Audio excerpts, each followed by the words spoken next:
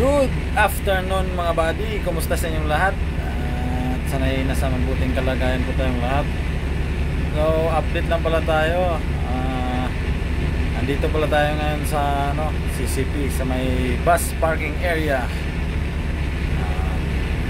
Update lang pala tayo. Yung dala na pala natin ngayon mga buddy is 200 series na Hyundai.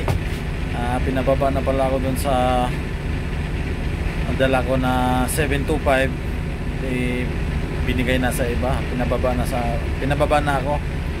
So ang konduktor ko nga pala is yung idol kong konduktor na matagal ko nang pinapanood dati sa YouTube nung nasa truck pa ako, si Merly Vlogs, si Kuya Merly, mabait kong konduktor.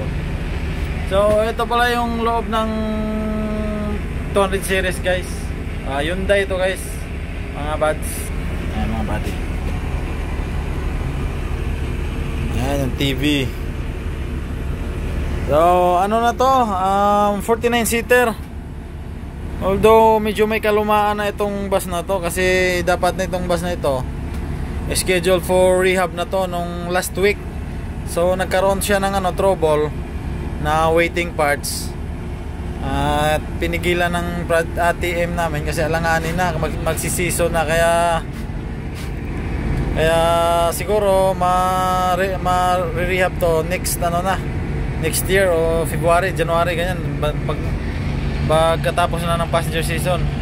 So itong dala natin ay 49 seater. So ayan mga buddy, malamig din yung aircon nito kahit na 200 series. Maluwang to, mahaba to kahit na sa standingan. Cambio nito is kinta lang, 200 series. Ayan po. Ito naman yung sa labas. Labas tayo. Siya nga pala, dun pala sa kabila yung bus na dala ko dati, yung 725 nakaparada, iba ng may dala. So wala tayong magagawa kasi binigay na sa iba. At ito na yung pinasampahan sa atin. Ang kagandahan lang nito mga buddy, kasi yung bus na to tuwing season napapasama ng extrahan sa sa diet. Kaya bubutihin pa ang pagdadrive at sisipagan para ngayong season baka mapasama sa diet na naman to, papa extra. Ito pala yung labas ng 200 series 229, bus number 229. Ayan, 229 200 series ng DLTV. Sana schedule for rehab na sana to, biglang na waiting parts yung nagka-trouble to, tapos na waiting parts. Ayan. Ito yung likod niya.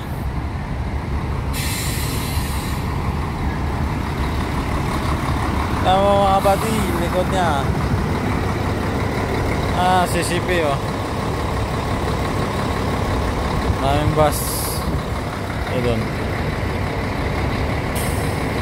puno, bawal kasi may event kasi, kaya bawal mag-parking sa So kakarating ko lang galing Lucena. So papatayin na natin yung bus natin. Okay. Ang patayan nga pala nito ang patayan pala ng bus nasa likod na.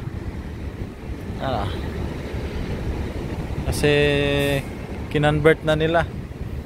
Ayan naman yung hawak ko dati 725. Iba nang may-ari, iba nang may dala. So ayan mga buddy. At babalik na tayo sa makapagpahinga, kasi pang pa tayo, hindi ko alam kung pang ilan kami. So nakasalubong ko yung Lucinahin kanina. Tinanong ko kung anong oras sila dumating. Sabi alas 9 daw. Ngayon lang pipila, mag-aalas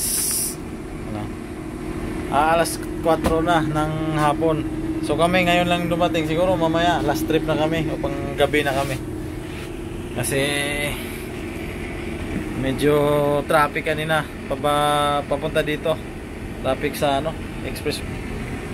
So ayan po yung update. Hanggang dito lang muna yung vlog natin. Mini vlog mga buddy. At maraming salamat sa mga nanood. Sana ay mag-subscribe ulit kayo sa aking YouTube channel sa mga hindi pa dyan nakasubscribe. Mag-iingat po tayong lahat and God bless. Thank you, thank you.